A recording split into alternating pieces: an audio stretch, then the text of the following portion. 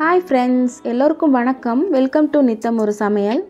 இன்னைக்கு ரொம்ப சூப்பரா, டேஸ்டியா, ரொம்ப ஈஸியா பண்ணக்கூடிய ஒரு மசாலா நூடுல்ஸ் எப்படி பண்றதுன்னு நம்ம பார்க்க போறோம். வாங்க வீடியோக்குள்ள போலாம். வீடியோக்குள்ள போறதுக்கு முன்னாடி நம்ம சேனலை சப்ஸ்கிரைப் பண்ணாதவங்க சப்ஸ்கிரைப் பண்ணிருங்க. அப்பதான் எங்க வீட்டோட வெரைட்டி ரெசிபீஸ் எல்லாம் உங்களுக்கு நோட்டிஃபிகேஷனா வரும்.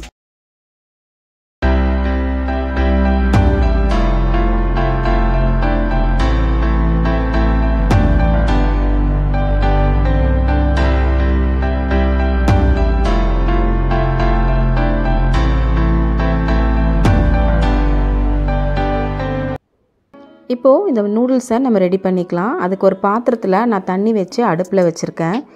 அதில் இந்த நூடுல்ஸை நம்ம குக் பண்ணி எடுக்க போகிறோம். 400 கிராம் நூடுல்ஸ் நான் எடுத்திருக்கேன். ஒரு பெரிய கேரட், பர்பிள் கேபேஜ் எடுத்திருக்கேன், ஒரு கேப்சிகம், ஆனியன் எடுத்திருக்கேன். இதெல்லாம் நீளமாக கட் பண்ணி எடுத்துக்கலாம். கொஞ்சமாக வெங்காயத்தாலும் பொடியாக கட் பண்ணி எடுத்து வச்சுருக்கேன். 1 ஸ்பூன் பெப்பர் தூள், 1 spoon garam masala, 1 spoon Kashmiri chilli தூள், அதுக்கப்புறமா கொஞ்சமாக சோயா சாஸ், அப்புறம் இந்த நூடுல்ஸ்க்கு கொடுக்குற மசாலாவும் நான் எடுத்து வச்சுருக்கேன். இப்போ தண்ணி கொதிச்சிருச்சு. அதில் கொஞ்சமாக உப்பும் கொஞ்சம் ஆயிலும் நம்ம சேர்த்துக்கலாம். எடுத்து வச்சுருக்கிற நூடுல்ஸை அதில் போட்டு நம்ம 3/4 பாகம் அளவுக்கு குக் பண்ணி எடுத்துக்கலாம். ஆயில் சேர்க்குறதுனால இது ஒன்றோட ஒன்று ஒட்டாமல் நல்லா உதிராக வரும். இப்போ இந்த அளவுக்கு குக் ஆகிடுச்சு. நம்ம இதை வடிகட்டிக்கலாம். இதுக்கு மேலே கொஞ்சமாக பச்சை தண்ணி சேர்க்குறதுனால இது நல்லா ஒன்றோட ஒன்று ஒட்டாமல் வரும். இப்போ ஒரு பேனில் ஆயில் சேர்த்துக்கலாம். அதில் ஒரு 5 பல் பூண்டை பொடியாக கட் பண்ணியிருக்கேன். அதையும் சேர்த்து பெரிய வெங்காயமும் சேர்த்து நல்லா வதக்கிக்கலாம். வெங்காயம் கொஞ்சம் வதங்கினதுக்கப்புறமா எடுத்து வச்சுருக்க கேரட்டை தான் நம்ம ஃபஸ்ட்டு சேர்த்துக்க போகிறோம்.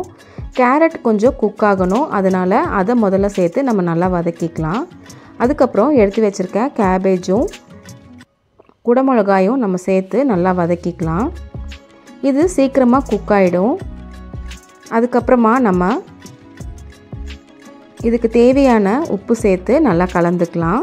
அப்புறமா நம்ம எடுத்து வச்சுருக்க மசாலாலாம் ஒவ்வொன்றா இதில் நம்ம ஆட் பண்ணிக்க போகிறோம். கொஞ்சமாக ஸ்ப்ரிங் ஆனியன்ஸும் நான் சேர்த்துருக்கேன். இந்த மசாலாலாம் சேர்த்து நல்லா பச்சை வாசனை போகிற அளவுக்கு நல்லா வதக்கி விடணுங்க. எடுத்து வச்சுருக்கிற மிளகுத்தூளில் பாதி தான் இப்போ நான் சேர்த்துக்க போகிறேன். மீதியை கடைசியாக நம்ம சேர்த்துக்கலாம். இப்போது இது நல்லா வதக்குனதுக்கப்புறமா கடைசியாக நம்ம சோயா சாஸும் இதில் சேர்த்துக்கலாம். சேர்த்து நல்லா கலந்து விடுங்க.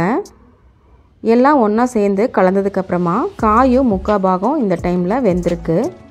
இப்போ எடுத்து வச்சுருக்கிற நூடுல்ஸை நம்ம இதில் சேர்த்துக்கலாம்.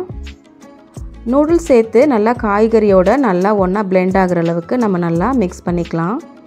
2 கரண்டி வச்சு இந்த மாதிரி நல்லா கலந்து விடுங்க.